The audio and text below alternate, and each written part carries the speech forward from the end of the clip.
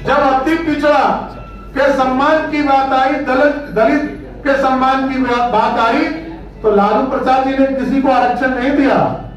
आरक्षण 2005 में जब एनडीए की सरकार बनी, तब बिहार में जो नीतीश कुमार जी और सुशील मोदी जी के नेतृत्व में सरकार बनी, तब जो है अति पिछड़ों को पंचायती राज में 20% नगर निकाय में चुनाव में आरक्षण देने का काम किया, महिलाओं को 50% का आरक्षण देने का काम किया। इससे स्पष्ट है ये पूरी तरह तुष्टीकरण के चक्कर में, लालू प्रसाद जी के दबाव में बिहार के जातीय आंकड़ों के साथ खिलवाड़ करने का भी प्रयास कर रहे हैं। लेकिन हम लोग चाहते हैं कभी जब हमारे दोनों विधानसभा और विरोधी दल के नेता दोनों जाएंगे, इनको पूर्ण रूप से संतुष्ट करने का काम नीतीश सरकार करे कि हमने सबका सम्मान किया, सबकी जानकारी दी है और हम इसका पूर्ण रूप से समर्थन करते हैं।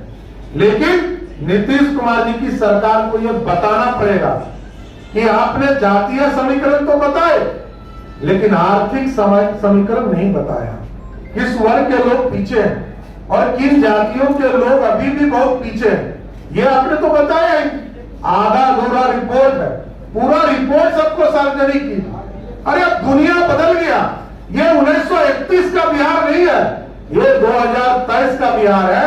अब तो एक बटन दावे और विजय सिन्हा जी, सम्राट चौधरी और हरीश सनी के जात का और इनके आर्थिक स्थिति की जानकारी मिलनी चाहिए, ये बिहार देखना चाहता है। इसलिए आज भारतीय जनता पार्टी पूर्ण रूप से स्पष्ट है, और यदि नीतीश कुमार जी और लालू जी में दम है तो अपनी गद्दी छोड़े और किसी अति पिछड़ा को मुख्यमंत्री या उप मुख्यमंत्री बनाकर दिखाए, तब तो मानेंगे कि ये लोग अति पिछड़ा के समर्थक हो गए, अति पिछड़ा का सम्मान चाहते हैं।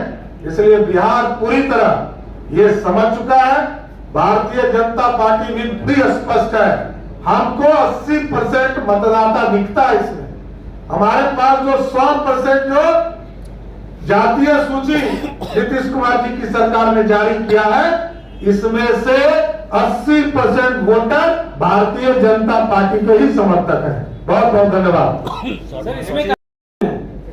भारतीय जनता पार्टी के समर्थन से बीपी सिंह की सरकार बनी, जिसने ओबीसी 27% आरक्षण लागू किया। राजीव गांधी जी ने, स्वर्गीय प्रधानमंत्री राजीव गांधी जी ने संसद में ओबीसी आरक्षण का विरोध किया था, और श्रीमान राहुल गांधी जी जो 3 सेक्रेटरी की बात कर रहे हैं, उनके आज 1980 में अगर जो उनकी दादी मंडल कमीशन को लागू करते तो आज दर्जनों सेक्रेटरी होते। मैं आपको और जानकारी दे दूं कि पिछड़ा आयोग को कांग्रेस ने कभी भी संवैधानिक दर्जा नहीं दिया। यह काम भी नरेंद्र मोदी जी की सरकार ने किया। केंद्रीय विद्यालय, नवोदय विद्यालय, सैनिक स्कूल, MBBS, MD के ऑल इंडिया कोटा में 27% आरक्षण देकर 4 लाख से ज्यादा ओबीसी बच्चों को लाभान्वित देश के प्रधानमंत्री नरेंद्र मोदी जी ने किया।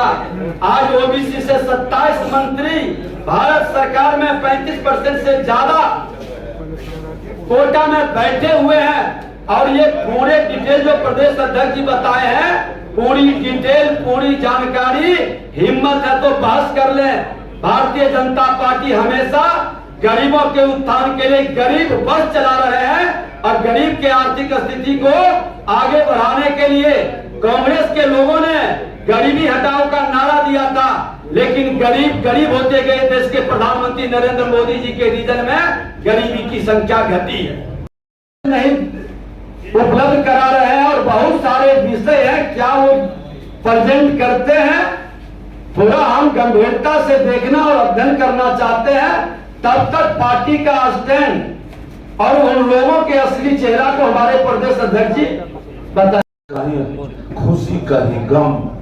तो आज क्या हो गया है कि किन्हीं का आंकड़ा घटाकर इतना रख दिया गया, वो चिल्ला रहे हैं। कोई खुशी में है कि अब हम तो इतना ही थे, हमको इतना दिखाया गया, अब तो हमको काफी इसका लाभ मिलने वाला है। यह जो स्थिति बनी, क्यों बनी है? बड़ा सुंदर अभी हमारे अध्यक्ष जी बोल रहे थे, दिखा दे, जैसे आधार कार्ड पर आपको बटन दबाते हैं सारा बायोडाटा सामने आ जाता है। तो भाई कैसे, हमको कहां रखा गया है, किस जाति में रखा गया है, वो थोड़ा सा कैसे पता चलेगा? अभी हम तो इसमें 8 से ज्यादा परसेंटेज आता है।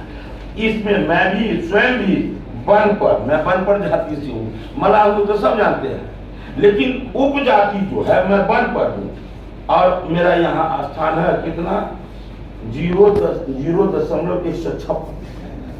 तो ये इससे क्या पता चल रहा है, कहाँ बिठा दिए हैं? कहीं किन्हीं को जो है 7 जात है तो आप उसको एक जगह लिख दिए यादव समाज, कहीं मुस्लिम समाज, कहीं ब्राह्मण समाज, इस तरह लिखाया। लेकिन यदि इसमें नहीं लिखाया तो क्यों नहीं लिखा? ये एक जात का नाम मैंने लिया, लेकिन ये बात तो बहुत को ऐसा लग रहा है, इसलिए लगता है कि भारतीय जनता पार्टी तो साथ है ही, लेकिन ये भी स्पष्ट हो जाना चाहिए।